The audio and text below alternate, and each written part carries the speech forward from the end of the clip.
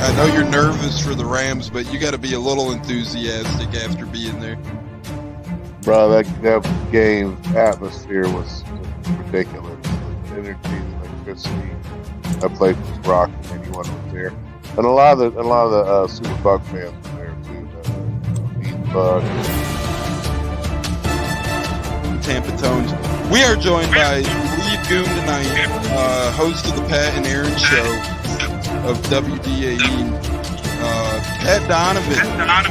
And it sounds like Stunna is bumbling a little bit. Going to put him on mute for a second until that gets a little clear. But we're joined by Pat It looks like Donovan. Stunna's hanging out with Cheech and Chong in a car with the windows up or something over there. It does look like we got a little... No, my camera's broke.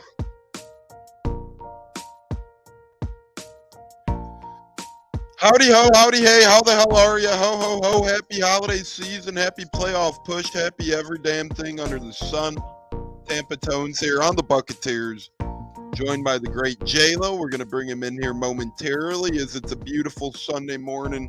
We got very important, meaningful football on our hands today, and the season may be on the line today, and we'll get into that here quickly, or in a little bit, on why the season might be all on the line in today's big Bucs game, Battle of the Bays. And it's a beautiful one if you're a Tampa Bay Bucs fan. A couple weeks back, you look down and out. You look like you were about to be KO'd in the fight. But J-Lo, lately, we've been rising a little bit. We're on a 2-game winning streak at this point. And really, people like you and I have never really pushed the playoff picture out of consideration. But for a lot of fans that wrote this team off, the Bucs could prove a lot of people wrong today and continue a meaningful playoff push by beating a team like the Packers. Olivia says, "Go Packers." Her fandom's backwards. Not the only thing of hers backwards, but we'll get into that in a little bit and so much more. J-Lo, how the hell you doing? I'm feeling really good about today's game. I know the Bucs are down some players, but this is not the best Green Bay Packer team that they've put forward over the past couple of seasons, and quite frankly, they're pretty banged up as well. They're going to be without a couple of running backs, it seems, and they're going to be without a couple of big playmakers on each side of the ball. So, yeah, the Bucs might be shorthanded, and some Packers fans are licking their chops. But opposite hand of things, I think the Bucs match up pretty damn well against this Packers team. No, agreed. You know, I think it's going to be an evenly matched game on both sides of the ball when it comes to the matchup. You know, yeah, it looks like Vita maybe a go, maybe not. That's the biggest question mark. Obviously, Davis is out, but Jamal Dean, I think, is supposed to be back, so he'll have to step it up and step in there. But the good thing for the Packers part is they don't have Christian Watson playing, most likely, and that's their deep threat, so there won't be many deep balls thrown by Jordan Love. You know, that Romeo Dobbs, I think we played him last year, and he got a couple of touchdowns on us, I believe, or at least one touchdown. So that'll be interesting. And then who else? Oh, yeah, Devin White returns. It's like, oh, boy. What's going to happen there, right? Are we going to right the ship and go with our young linebackers and the continuity going there? Or are we going to put Devin White back in the mix, see what he could do, and see if he was really hurt and hindered by the injury, right? Maybe he was, maybe he wasn't. Who knows? But all I do know is this. The Bucs linebacking core has been playing better football the past couple of games, and that's been without Devin White as we welcome in our brother Neil L. here. Neil, what it do to you, my friend? Thanks so much for joining us this morning, per usual. And we're also bringing in brother Katz. Katz, J-Lo, and I were kind of just chatting here in the early stages of the pod how this Bucs-Packers game could really tip the scale here in terms of playoff percentages.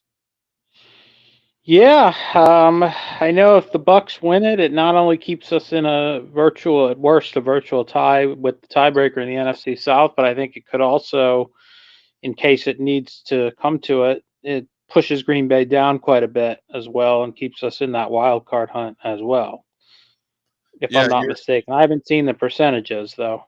No, you're absolutely right, Katz, because right now you have a little bit of a cluster F, a cluster fudge. It's a little early, so I'll save the F word for a little later. But you have a cluster in the middle of the wild card hunt right now, and that wild card hunt pretty much goes Minnesota, they have another win on everyone, but they did lose yesterday, right? So that was huge for that wild card push for this Bucs team because the Bucs own the tiebreaker with Minnesota. Minnesota dropped yesterday's game. So Minnesota's a half game ahead of us right now. They're a half game ahead of Seattle right now. Seattle's tied with us at 6 wins. New Orleans, Atlanta, Green Bay, the Rams. It's a little congested right now. All those teams have 6 wins, and then the Vikings have 7. So the Bucs are winning the NFC South due to tiebreakers at this time. But just in case, this game means a world because of this circumstance right here. If the Bucs win this game, and then they lose in a couple weeks against the Saints will probably hold the division path to the division NFC South title. And the Bucs need games like today in order to keep them alive in not only the NFC South hunt, but the playoff hunt. And Tyler says basically another must win. This is must win. I couldn't agree more with Tyler. If you lose today, you're probably done.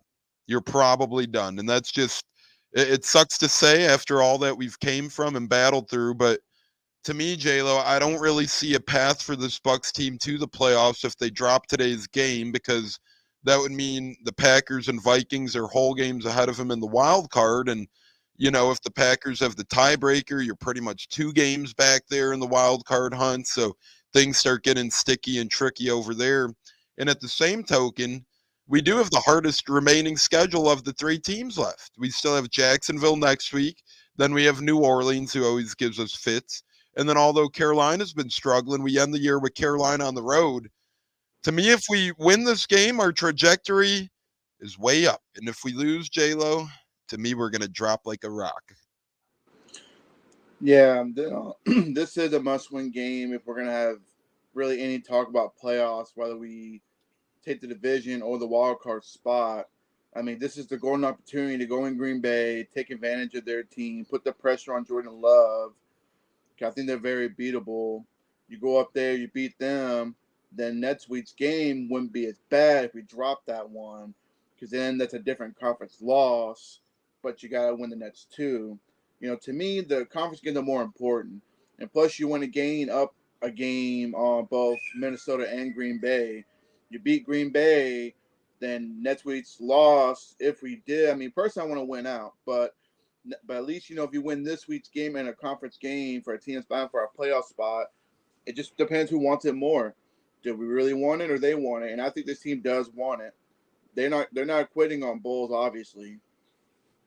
Yeah, they're not quitting on Bulls. You could see it in the post-game press conferences, and you could see it in the game played on the field. Whether it's talk or play, a lot of these guys are backing up Coach Bowles, and I'll say he's overcame a lot this season in terms of hate off the field and a lot of fans calling for his firing. And I'll say this, we're getting a lot of credit here on the Buccaneers for being the one podcast that keeps the faith in the Bucs, to keep believing in this team. We got a couple YouTube comments over the past week or so that says, thanks guys for giving us a voice of hope. And that's what we are here. But at the same time, we're realistic as well. But we've always been realistic with this Bucs team. They've always showed they could stay in these tight games. They've always showed they could go out there and compete on Sundays.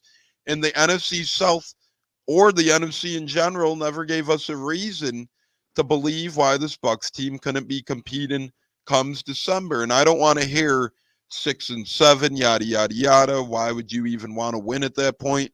Well, then half the AFC might as well not try for the playoffs, right? Because half of their wild card teams are only a game or 2 over 500. I mean, then half the NFC shouldn't compete either. You'd have half the NFL already trying to bow out of the playoffs if you firmly believe the 7 or 8 win bull crap, bull junkie that you shouldn't make the playoffs if you're around 500. A lot of these teams might as well stop fighting right now. Cats, looking around the NFC South today, Falcons are taking on Carolina in Carolina. That could be a tricky one.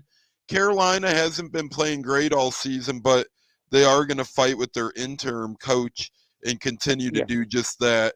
And then you got New Orleans today. They're taking on, let's see here, Saints are home against the Italian Stallion and the Tommy DeVito Giants. So, I mean, 2 games that the Saints and Falcons probably should win, but it wouldn't shock me if one of these teams end up taking a loss today. Well, and also let me add this: as far as us today, I mean, in theory, I'll say that one of these next two. Well, I should. We have 4 games left. I think we need to win 3 of them Yes. to get in. So if we lose today, it doesn't end our season. The way I see this simply is we need to win 3 out of 4, and one of those 3 has to be the New Orleans game. Um, because the Saints obviously are right there with us in the hunt for the NFC South. Now, if you lose today's game, it decreases your chances of having that extra path to the playoffs, that being a wild card. But if you do lose today, you probably then have to beat Jacksonville, and I presume that 8 and 9 doesn't get you in. Of course, then again, you never know what can happen in some of these other games, as we've seen the Saints have been inconsistent at best. We've seen the Falcons have been inconsistent in their schedule, which looked pretty easy at one point down the stretch. All of a sudden, you look at it now and you see, obviously, you got Carolina today, but then they've got Indianapolis, who's playing good football. They play at the Bears, who just knocked off the Lions and have played a lot better in last month or so. So, and like you said, yeah, New Orleans this week, that's a tricky game. The Giants are playing inspired football now, all of a sudden. It took them a while, similar to the Bears, I think, and both those teams are kind of on the edge of still in the hunt, certainly. Both are long shots to make it, but they're both still playing hard, those two teams. And Carolina, yeah, like you said, they're going to play hard for their new coach. They won the one game. They beat the Texans, which is a game the Texans probably now it hurts them in particular. If you look at where they're sitting in the playoff race, that's their one win. So you never know. It's sweeping a divisional opponent, no matter how poor the opponent, is not an easy task for anybody. So I wouldn't count Carolina out in this game either, nor when we see them again. I couldn't agree with you more. I think Carolina and Giants have a better shot than the spreads indicate this week. And I'll tell you another thing as we get J-Lo's thoughts here on what Kat said. That last game of the year is huge. If somehow the Bucs go on a 3-game heater, and well, that would be 5 at that point, but say we win the next 3. That last game of the year could be pivotal because Bucs play Carolina, and at that point in time, Atlanta plays New Orleans. One of those teams, not saying they will, but one of those teams, if we win 3 in a row, one of the Falcons or the Saints could be down and out by that time in terms of mathematical standing, in terms of the division. So the Bucs could have a lot going for them come week 18 if they happen to beat Green Bay, beat Jacksonville, and beat New Orleans. Realistically, we'd probably have a damn near 100% chance at that point of winning the South with the Falcons and Saints playing each other that last week of the year. So I know we could lose one. We could afford to lose one. So if we lose today, it's not over yet. But damn it, if we could push that loss back, it could end up meaning good things in more ways than one for this Bucs. And that Week 18 game could become something rather less interesting, J-Lo. That's why I think this game, honestly, as Kat's alluded to, not a must win, but it's a big deal in terms of, path to the playoffs and playoff percentage, I would say. No, I agree. But to me, this is a game you gotta win. You gotta win this game. You cannot drop it. You don't want to give Green Bay the advantage, because to me, like I said, you want to go with the conference wins more than the AFC conference. Like I said, but y'all are right. If we can pull off the next 3 games specifically and play Carolina, it could be a trap game, but we're definitely be in great position to make the playoffs, whether it's a wild card or the division. Just depends. And Atlanta don't got an easy schedule either, because Atlanta still has to go play Indianapolis. That's been on fire. And Kat said Chicago as well. And then, they still got the Saints to end the year. So that's not a cupcake schedule at all. No, it's not. Like I said, this team, they're capable of winning out the next few games. Like I said, even Jacksonville, to me, they're looking like pretenders more than contenders lately, if you ask me. For the most part, it just depends if they want it. And to me, I feel like this is a game they can go in there and get a hard fought win over a so-called contended team for the most part. So, yeah, Yeah, and let's bring in Katz here. I do want to ask Katz about the injuries quick as we're going to flip the script to injury talk here. And we do get inactives in about 29 minutes, so it'll be more smoothed out at that point in terms of who's officially active and inactive. But Katz, I want to say this. So far, we do know a couple of injuries who are officially out, right? We do know that Carlton Davis is ruled out. William Golston is ruled out. Ryan Neal is ruled out to this point. Then you have Vita Vea, Devin White, Chris Godwin going to be game time decisions. Keyshawn Vaughn was waived earlier this week. Cats, you got a lot of guys moving in, moving out right now. Injury bug kind of still hitting this team pretty hard, rather hard. What say you about the health and the given nature of this team? I know at the beginning of the year that early bye week was a big concern, and now we might be seeing why this Bucs team is getting banged up here as of late. And today's a big one to have a guy like Vita Vea playing. As Mike says, take one game at a time. That's what we're doing. That's why we're emphasizing the importance on this Packers game. But Cats, to me, the big one, obviously it would be nice to have all hands on deck. Chris Godwin and Vita Vea are the two big ones that we need to be out there for this game today. I agree with that. It sounds like, from what I was reading, Godwin is going to play. That's what my understanding is. Now, Vita Vea, of course, is truly a game time decision in this one. It was encouraging to me that he was upgraded from doubtful to questionable. Still not a guarantee he plays, but boy, with William Golston out now, having Vita Vea becomes even more critical, because otherwise then you're down two D linemen against a team that runs the ball well. I know A.J. Dillon is out for them, but Aaron Jones might play, he might not play. So being without Golston and then Vita Vea, that's a tough loss right there to lose two of those guys. So, like I said, it made me feel optimistic. I mean, I know it's hard for a big man like Vita Vea with whatever toe injury he has to get out there and go. And if he does go, he'd be limited, I presume, maybe on a snap count of sorts. But yeah, those are the two most critical to me. It does sound like Godwin is going to go, from what I was reading a little while ago. Yeah, and it would take a big, big, big thing to keep Godwin out of this one. And let me say, Mike says offseason, get rid of Davis. I disagree with that. I think this past 2-game stretch of playing really good football, it's been partly because of Carlton Davis. And against the Colts, Carlton Davis had a great game as well, and we hung around in that Colts game. I understand he's hurt a lot, and we got to get that figured out. To me, it's something beyond these guys. I mean, whoever our D-backs here have been, they just seem to be getting hurt. Look at this season alone. Look at this season alone. You have a lot of interesting stuff going on in terms of who's been available, who's not been available. Jamel Dean's been hurt. Carlton Davis has been hurt. Ryan Neal has been hurt now at this time. Last year, same thing with Sean Murphy-Bunting. Same thing with the other vet, Logan Ryan. Same thing with Keanu Neal.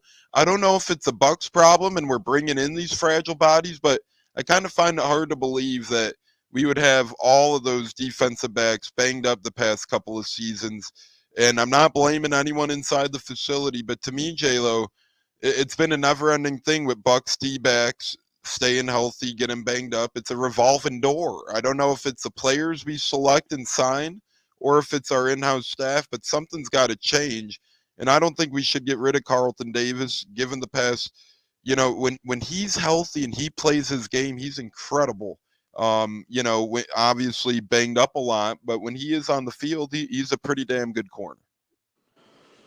Yeah, I mean, we just had bad luck in injury. That's the only big question mark, re-signing Davis and Jamel Dean, these big contracts, because we don't know if they're going to be able to play a full season, and we're seeing it now.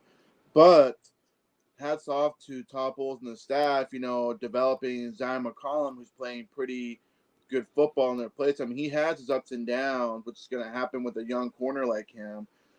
And then plus Ryan Neal, hasn't looked like he's panned out in our defense. He's made some plays, some tackles. We just got bad luck with injuries, man. This is football. Injuries happen. and Bowles one of his guys, and that's what Light gave him. Light gave him the guys he wanted. So I can't really knock Davis, because he got hurt. But you're right. When he's healthy 100%, then he's all in. But when he's hurting and he's injured, then we can tell. Now, I don't say get rid of Davis, but I think he should maybe restructure his contract again to help create cap space to go get some ballers out there, at safety to help out Anton Winfield Jr. But at least next year we'll have some experience, players on defense like Merriweather, Christian Izien, who I think's been pretty decent at his position for a rookie. He made 2 starting plays those first 2 games, kind of fell off a little bit. I mean, it could be a lot worse, man. I mean, you remember some of the court we had back in the day that couldn't cover a damn cold, so we'll see what happens. I mean, I think if we can get Davis back, maybe next week, if not the following week, at the end of the day, let him rest because we're gonna need him come playoff time. Yeah. Yeah, we sure will. And Mike is asking us if we've heard of Morgan Barron. Yes, he's a hockey player in the NHL. I believe that's who you're referencing. But at the end of the day, this is football talk. So I'm not really sure how that relates. We know hockey guys are a different breed. They're more nitty gritty and they're tough SOBs. I don't think anyone's compared football players to hockey players. Cats, I know you're a hockey guy. Quick, as tough as these football guys are, really no comparison to the toughness of these hockey gritty cats. I mean, they're a different breed out there, in my opinion.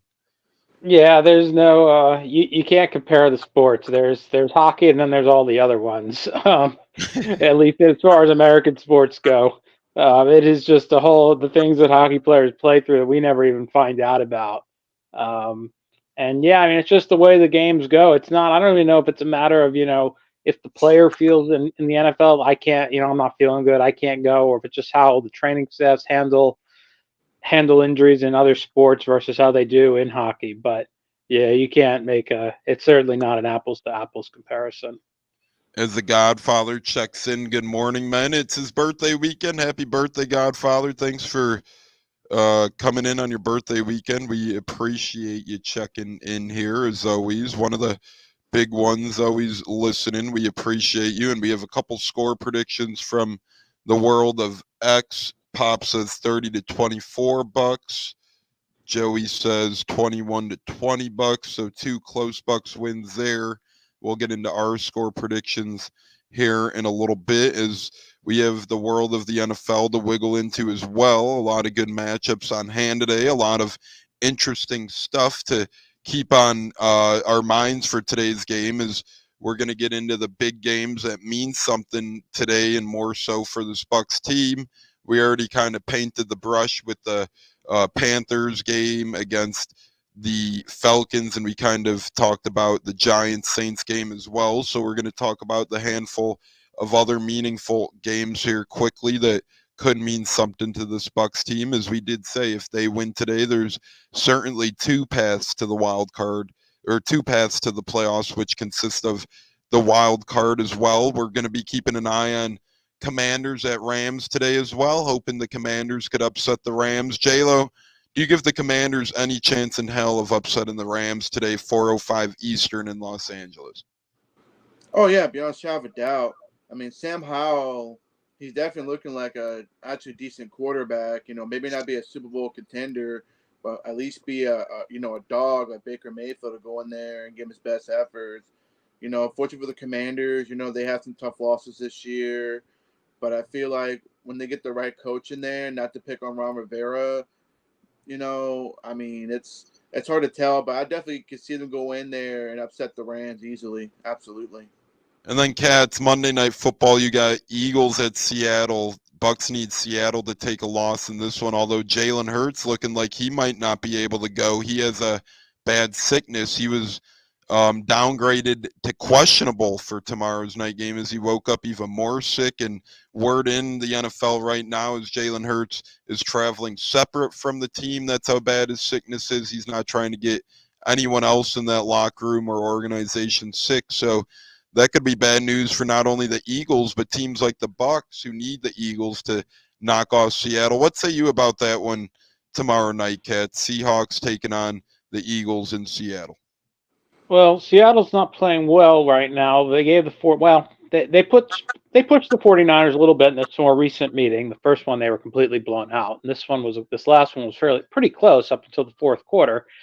If Jalen Hurts does not go, then yeah, you gotta. I don't even know who the Eagles backup. Who the heck is the Eagles backup quarterback? I don't It would even be know. Marcus Mariota. Oh right, okay. Oh boy. Yeah, I mean, obviously, well, Shane. I was about to say Shane Steichen. Nick Sirianni and his group will have the team ready to play, no matter what, no matter who the quarterback is. They always have. They have a great scheme that they run up there.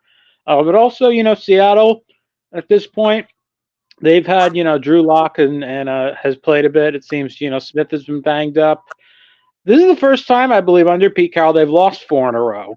So, you figure, you kind of feel like if Jalen Hurts can't go, and for a team that rarely loses as many in a row as it is under Pete Carroll, that really you start to actually kind of like Seattle's chances that, they're going to let it go to 5 in a row. They're at home. It's a Monday night. The weather's probably not going to be great. They've got the 12s behind them. So, I mean, if Jalen Hurts can't go in this game, or if he's, at a severely diminished capacity, then, all of a sudden, I mean, I picked Philadelphia in this game, but I wasn't aware of that development. So, I wouldn't be surprised if Seattle pulled it off, given that circumstance, if Jalen Hurts cannot play.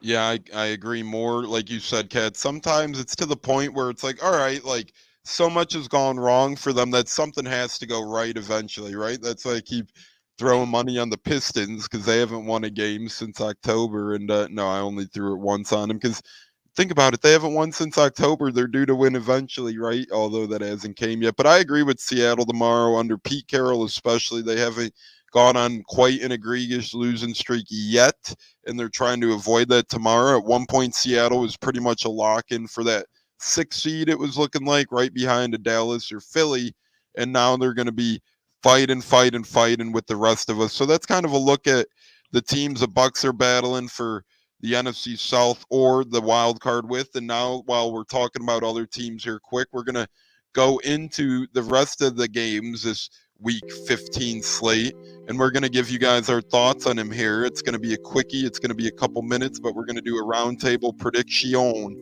of football games today. We're going to start with J-Lo, 1 o'clock Eastern. Bears traveling to Cleveland.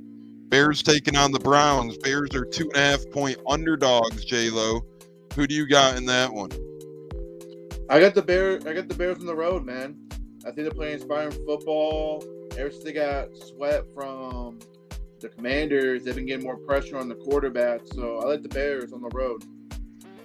Cats, Texans taking on Titans, 1 o'clock Eastern. Texans are without C.J. Stroud. Case Keenum starting in that one. They're 3.5 points underdogs.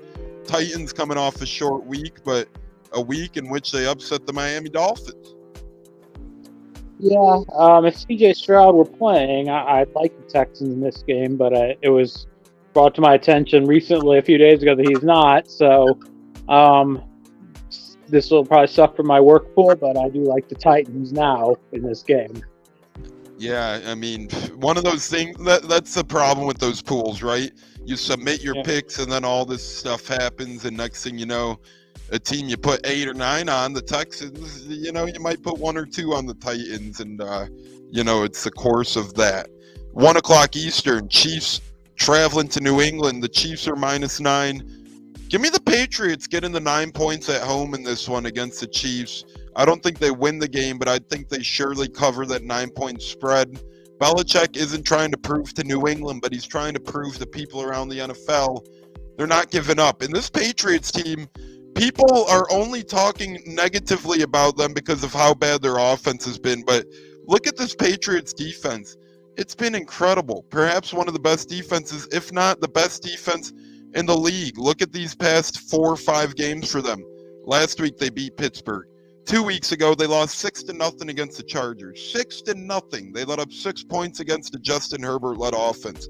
A week before that, only let up 10 to the Giants, and they lost that game. Week before that, only gave up 10 to the Colts, and they lost that game. This is a Patriots defense that's actually playing really good football. They're not letting up a lot of points. I think we continue to see that trend today. I think they barely lose to the Chiefs. I think they cover that 9 points. I think it's like a 16-10 win for the Chiefs today in Foxborough. I think Patriots continue to do a good job defensively of honing down Jackson Mahomes' brother Patrick. J-Lo, 1 o'clock Eastern. Falcons going to Carolina. Carolina is +3. Bucs will be Carolina fans today as well. So, with the injuries that Atlanta's got going on with their D-line, now Street, the other guy they traded, brought in, he's out. So, I say give me with the Panthers on the upset at home, beating the Falcons. Ooh, that would be awesome, Cats. You're going to get a fun one. Well, not fun one, but interesting one, because your buddy Aaron Rodgers has been medically cleared to play. Now, I don't think we see him today because he wasn't activated off the PUP list, so he really can't get rocking and rolling here until next week. But this could be Zach Wilson's last chance to prove himself to NFL teams of why he's worth a damn today. Jets are getting 8 points on the road, 1 o'clock Eastern, traveling to Miami. Who do you got in that one, Cats? Well, first of all, hearing that about Aaron Rodgers, my condolences to his family. Secondly, I would, 8.5 is a big number, and the Jets also have a very good defense. We saw what they did to the Texans. We saw them nearly beat Atlanta, so I like them to cover. I think the Dolphins will win the game, but I like the Jets on that with that high number. Yeah, and I agree with you there. I think that that is a high number, and I think Robert Saleh does keep games close. He does fight a lot, so I agree with that very much so. And let's see if I could confirm this. We might have a little bit of Bucs news here. Trying to work to confirm. Sorry to put a little delay. And yeah, Pops was right. Per Ian Rappaport, guys, breaking news. Devin White will not play, but it's not injury related. It seems like Devin White's time in Tampa is all but done. And it seems like this is one of those situations where it's a little bit like the Shaq Leonard thing, Hey, thank you for what you did here in your past, but we firmly believe that this team is better off without you at this point in time. So, guys, we're going to take a little break from score predictions here and crank in on this breaking news about Devin White, former star linebacker with the Bucs. Big reason why we won the Super Bowl. He's fallen so out of faith with the organization that today, not only is he not going to play, but it's not injury related, Cats, with this late break in development. How the hell does that boil down? How the hell does that shape up to Bucs fans? How the hell does that come across as, hey, this guy was once a franchise hero and he's fallen so much out of favor of a coaching staff that did everything for him to succeed? Everything for this guy to freaking succeed. And he didn't, because he's lazy.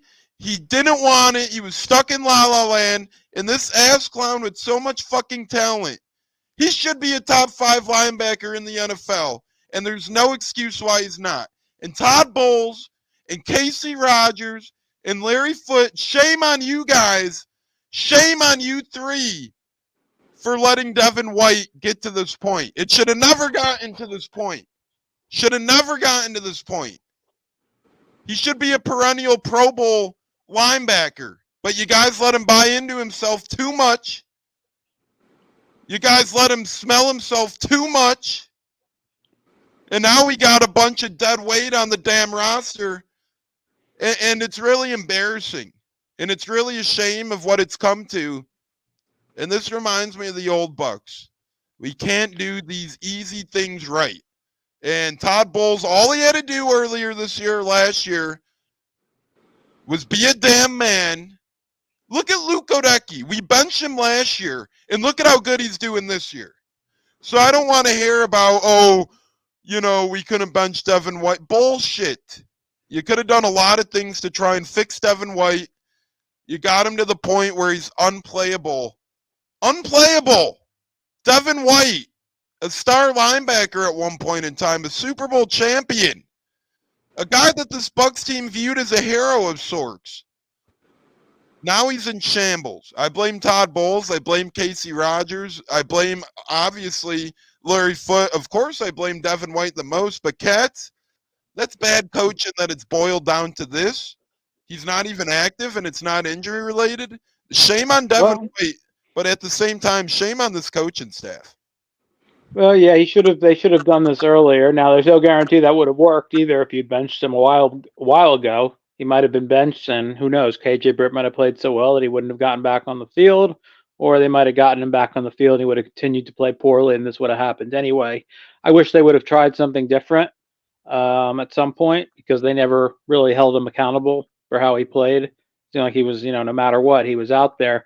And I was thinking about this week when I was reading, well, he might be okay to play. And I was thinking, well, is he though? I think because based on if he's healthy, I'm like, all right, but on merit, should he be playing after watching the team without him the last few weeks? And my first thought was, I hope he doesn't come back if he's healthy or not. I don't think he deserves to be out there, because I don't think he gives us a better chance to win now than KJ Britt, JJ Russell, and the rest of that group.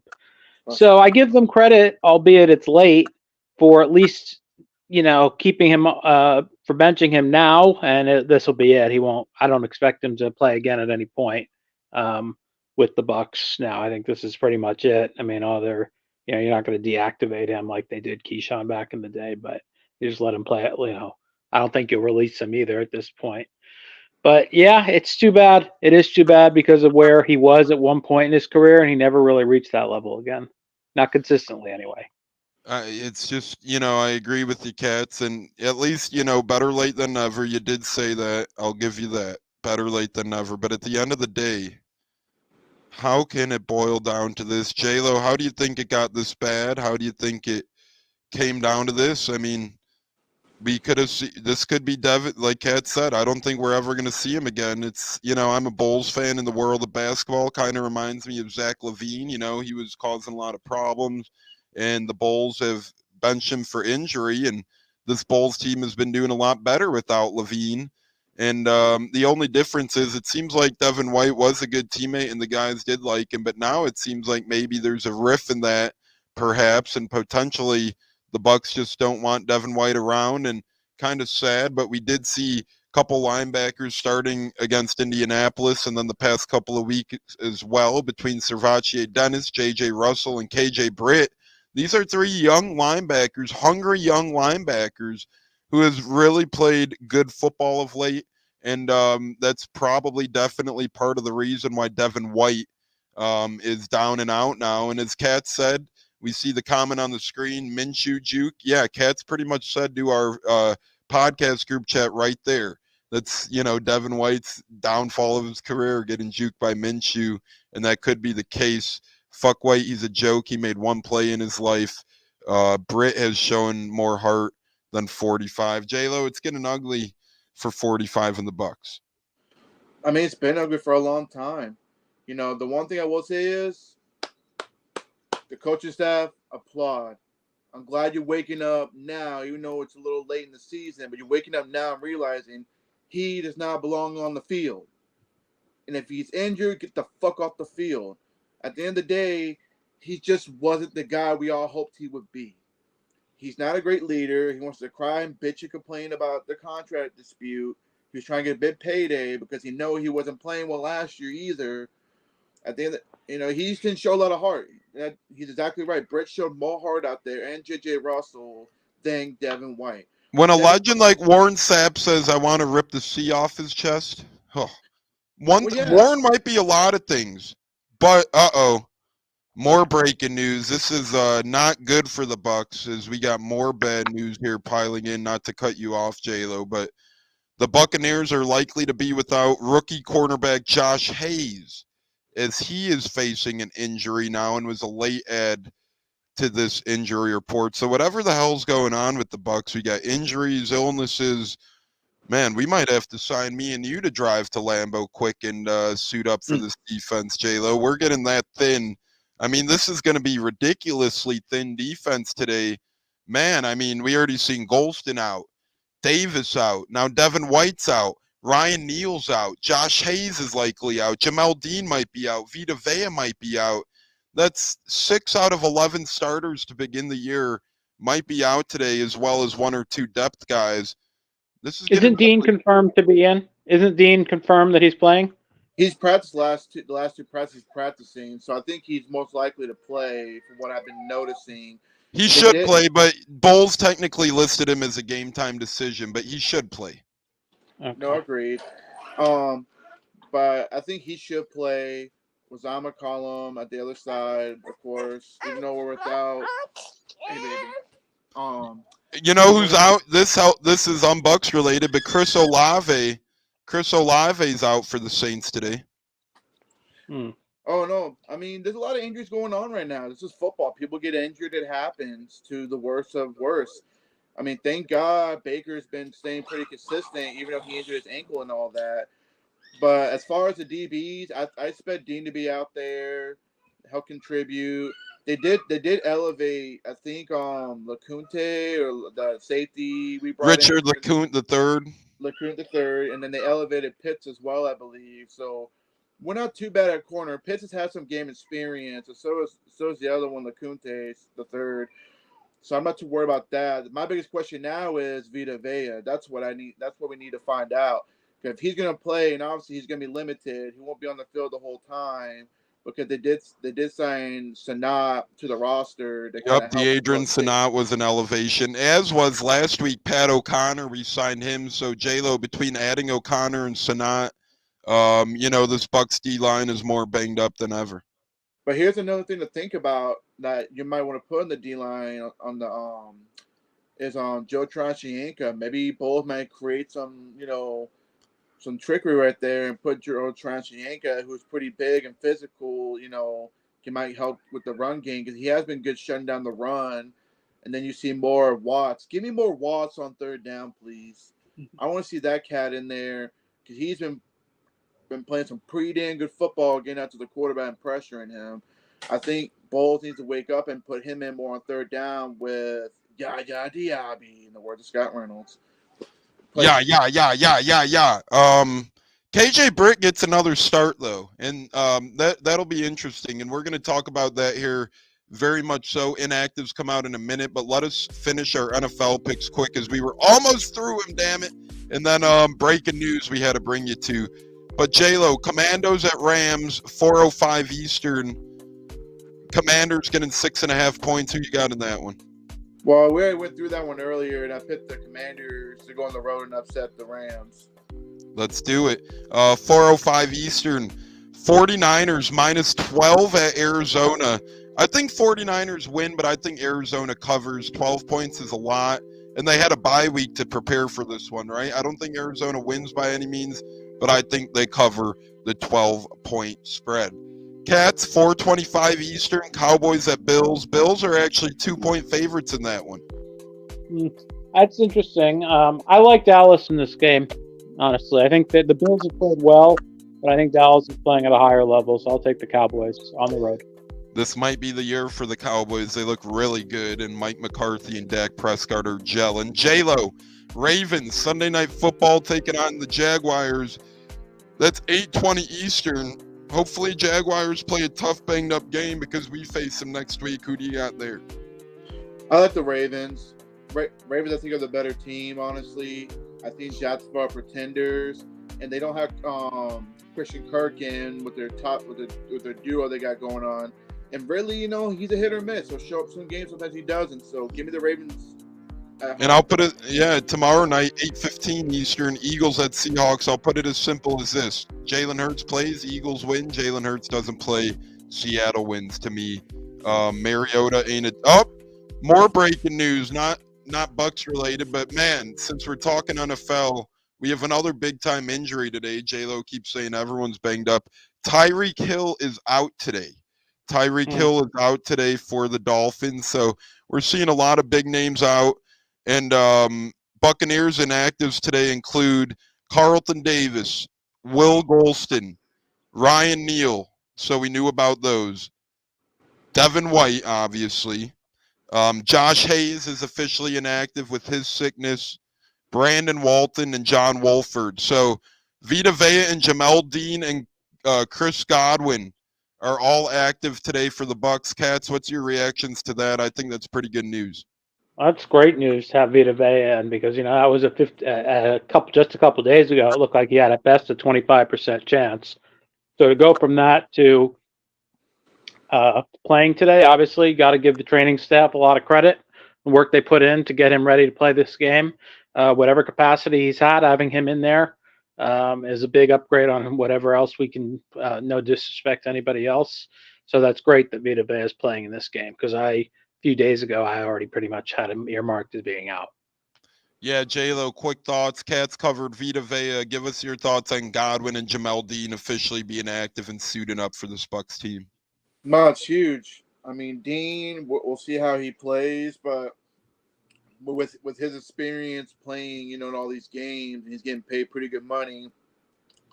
I expect him to keep Dobbs in check. And depending if Jaden Reed plays, because he's been battling concussion protocol, I mean, it could just be Dobbs we'll be really worried about as far as that goes, because Christian Watson ain't playing. So Dean, I expect good things out of him, on his experience. And then Godwin playing, it just kind of helps, get him the ball more. Because they're going to double Mike. There's no way. If Alexander plays, and it'll be interesting to see what they do with Godwin in the playbook.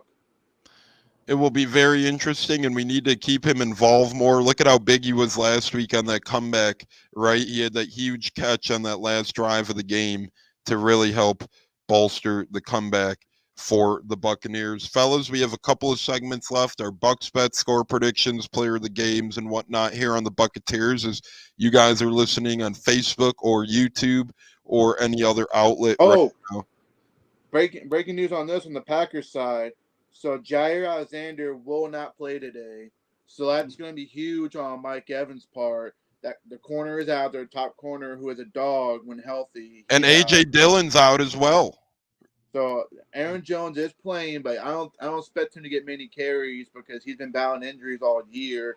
But to me, that's huge on the offensive side of the ball for the Bucs that Alexander's not playing. So now you can really take advantage of the pass game and go after their safeties and corners.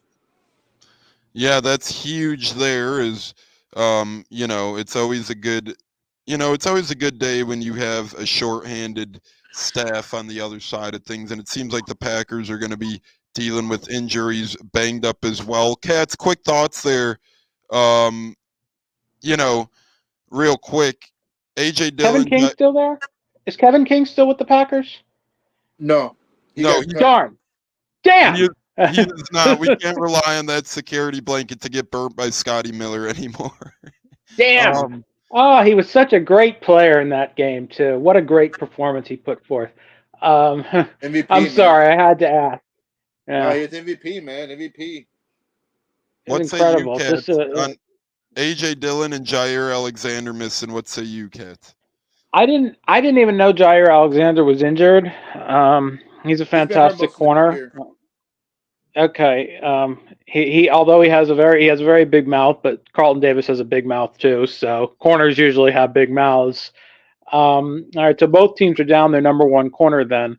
So that kind of evens things out, I'd say. But yeah, the Bucs hopefully can take advantage of that. Because they'll have to double somebody. You would think if he's out, you can't just match him man to man with Mike or Chris. So hopefully the Bucs can take advantage of that.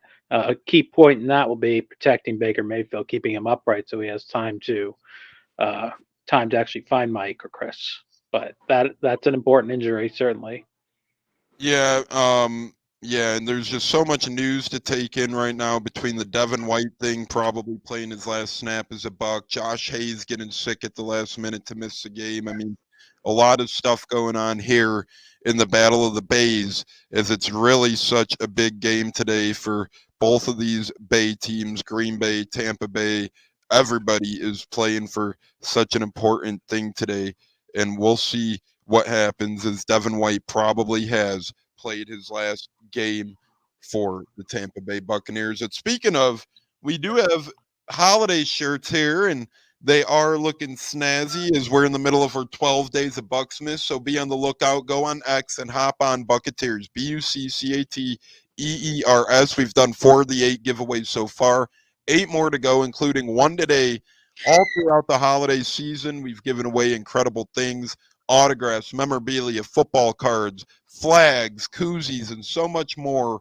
Keep up with the fun stuff. And now added to the giveaways, we have some of our holiday t-shirts, long sleeve Hanukkah ones. All I want for Hanukkah is Bucs football with the Buccaneers podcast right there. And then we have short sleeve Christmas ones as well. So these have been a treat. These have been a pleasure. These are a lot of fun. As Pepin Steppin says, I'm not on Twitter. We got to get you on there, Pepin Steppin, damn it. You're our man. You're our guy. You got to get on over there, or X, whatever you want to call it. You know, well, maybe create yourself a burner and get into the giveaways. So we'll see what happens there. But we're going to do our Bucs bet segment now where we break down the Bucs and see if we like any of their prop bets or player bets today in today's big matchup against the Green Bay Packers. And we're going to start off with the passer here, Baker Mayfield. And it says Baker Mayfield passing yard total over under sits at 211.5. J-Lo, do you think Baker gets over 211.5 passing yards? I think so. I think he's definitely gonna have a field day with the Packers DBs today. I think he'll definitely hit over the 211 mark. I would take that bet. Cats passing touchdowns, Baker Mayfield over 1.5. Say if you bet $10 for him to get over 1.5, you'd win $15. So a pretty good return. Over or under 1.5? Yeah, I'd go over on that. I would go over. Yeah, I think so. I would as well. Jordan Love interception over under half an interception. J-Lo, do you think the Bucs are able to get pick on Jordan Love today?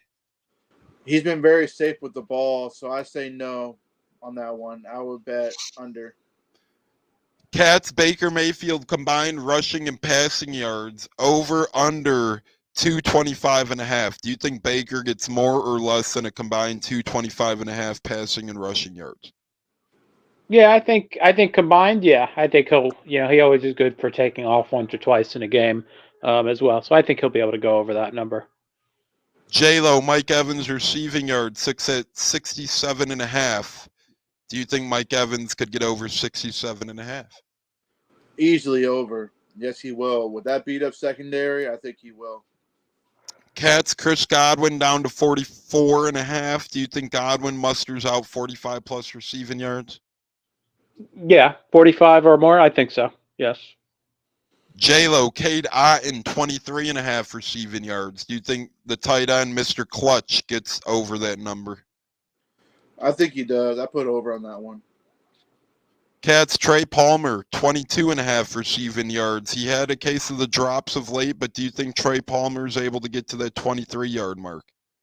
Honestly, I don't. I don't see him being involved very heavily in this game, so no, I don't. I agree with you there. J-Lo, Rachaad White, combined receiving and rushing yards over 96.5. J-Lo, do you think Rachaad White gets over 96.5 combined receiving and rushing yards? I mean, he's been on fire lately. He's been on fire the last few games. So, yeah, I say over for the combined. Definitely. Easy decision. Cats, Chase McLaughlin, points scored over 6.5. Do you think he gets there? That would be 2 field goals and an extra point, or a field goal and 4 extra points, 7 extra points. However the hell he's got to do it. Do you think McLaughlin gets to 7 total points off of his leg? I do. Yes. And he's been incredible, so that'll be good to watch. J-Lo, over under 6.5 tackles for Levante David. Over. Cats, over under 7.5 tackles for Antoine Winfield. I'm going to go over on that. I think he'll be involved. I agree with that. I think he's going to be a menace out there. J-Lo, player to make an interception. The only one listed for the Bucs, Antoine Winfield Jr. times 8. So if you put $10 on it and he gets a pick, you would win $80. Is that a risk you're willing to take? I would. Even though I said no earlier, but I would place that bet. If anybody's gonna get an interception today, it would be Winfield. A-Cats, now looking at the sacks. If Shaq Barrett gets a sack, are you betting on that $10 to win $15 for Shaq Barrett to get a sack? Unfortunately, I'm not. He's been pretty quiet. I wouldn't make that bet. Yeah, sadly, that's probably the truth. And J-Lo, last but not least, Kalijah Cansey to get a sack. If you put $10 on it, you'd win $21 if the young man is able to get a sack. Do you see Kalijah Cansey mustering out a sack in this one? With Vita Vea back, I could see him get one sack. And Will Golston's a little banged up too, as Dave Castle's joining us on Facebook. So with Will Golston being banged up and Vita Vea opening up more gaps and lanes, I think that, he should have more opportunities to not only be on the field, but to have more chances for a sack in this game today. And that'll do it for our Bucs Bet segment, as that's always a fun one to kind of preview where Las Vegas is thinking for this Bucs team with all their players and their yard markers and all that fun stuff. And now we're going to get into our actual Bucs score predictions here.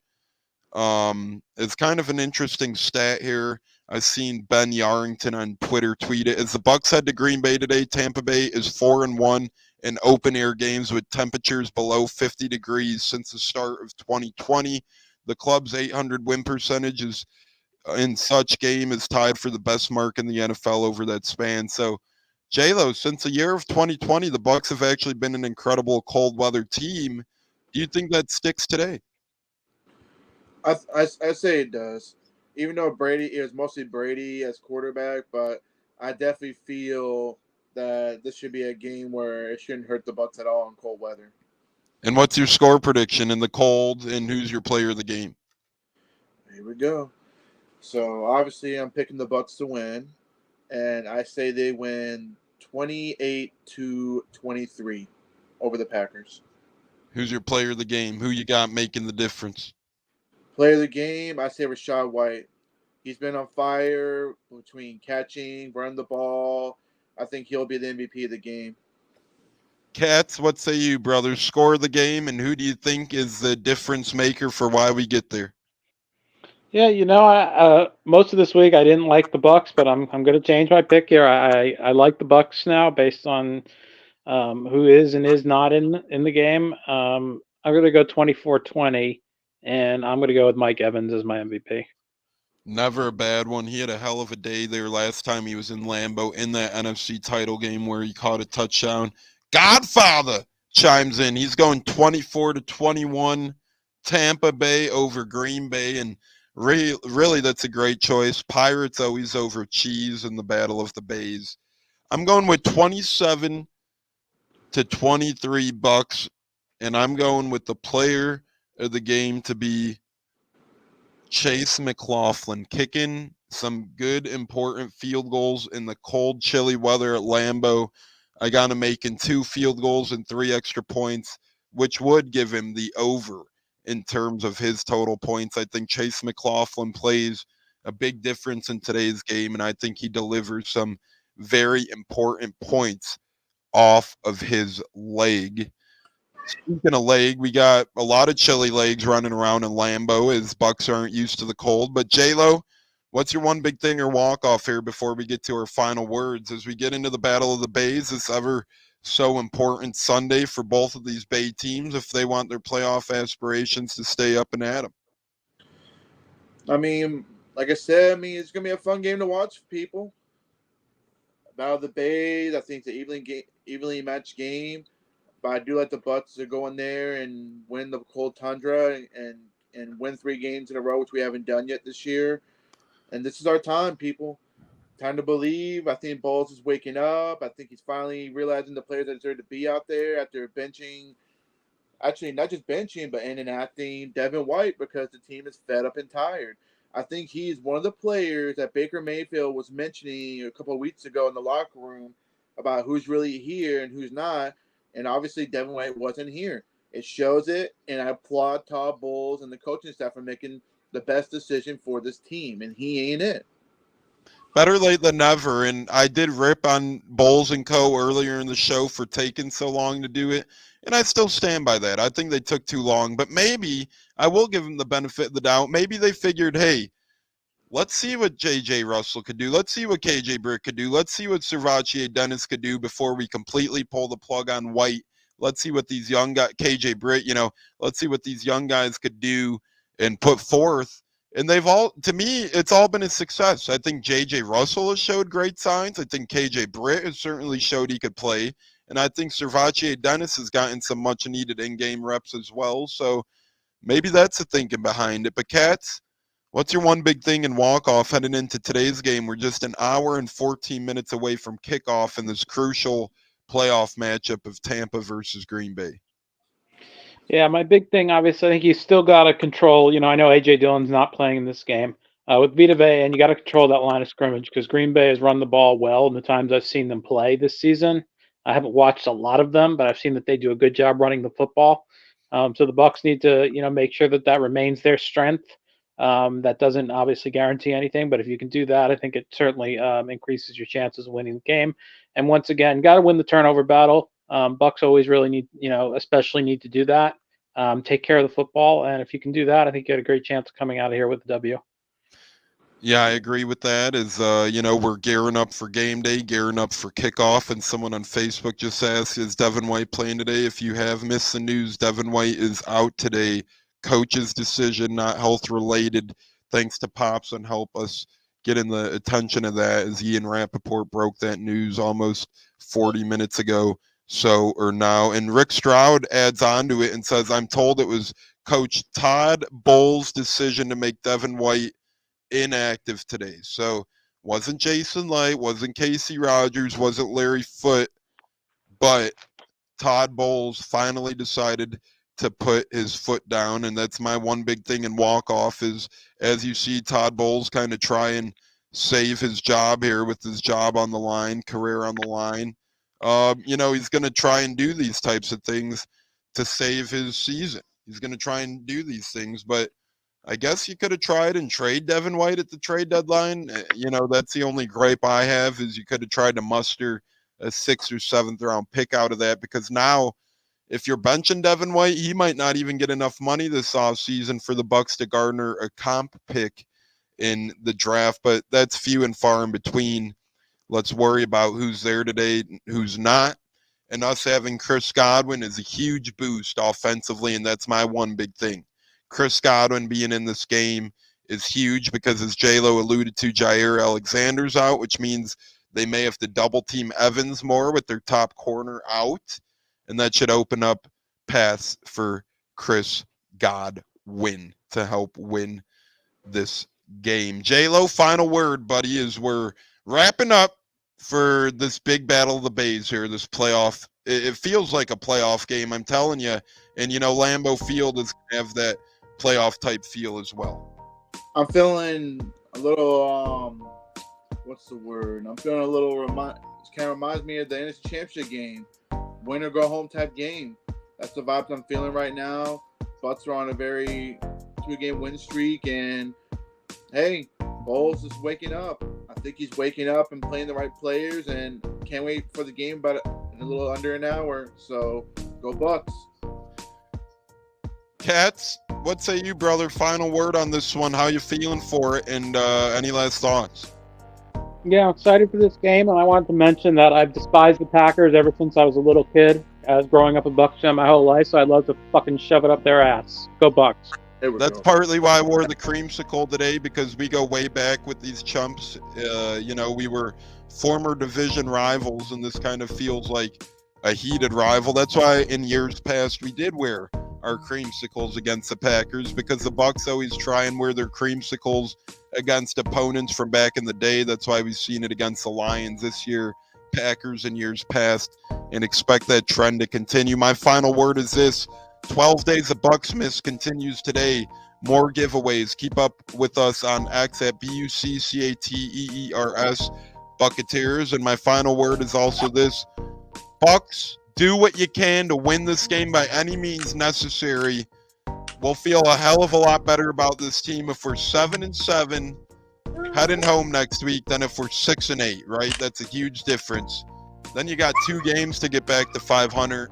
If you're 7-7, 500, that's amazing stuff right there. So we want to make sure we're 500 heading into the Jacksonville game. Ladies and gentlemen, it's been J-Lo, it's been Cats, it's been Tampa Tones, and on behalf of our other great co-host, Huncho, Stunna, Bucko, the Bruce are out of the building today, and on behalf of Bucs Nation in general, fire the damn cannons. 3-2-1 touchdown Tampa Bay. Baker Mayfield to Kate Otten gives this Tampa Bay team a late lead here in Lambeau, and the Bucs win. The Bucs win. Bucs hang on to the lead and beat the Packers. Let's go. Fire the damn cannons. Go Bucs.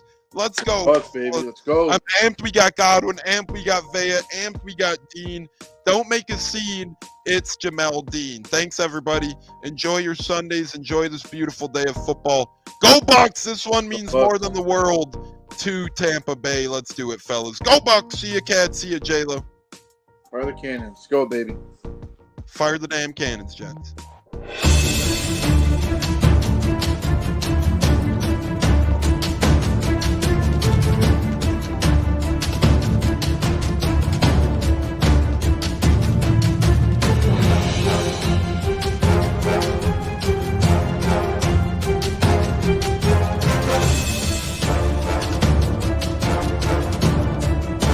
Game on Sunday, man. I know you're nervous for the Rams, but you got to be a little enthusiastic after being there.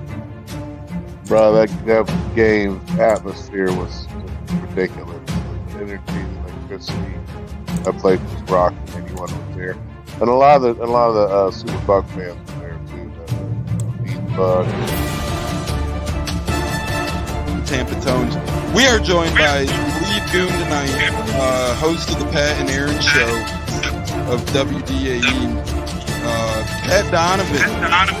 And it sounds like Stunna is bumbling a little bit. Going to put him on mute for a second until that gets a little clear. But we're joined by Pat It looks like Donovan. Stunna's hanging out with Cheech and Chong in a car with the windows up or something over there. It does look like we got a little. No, my camera's broke.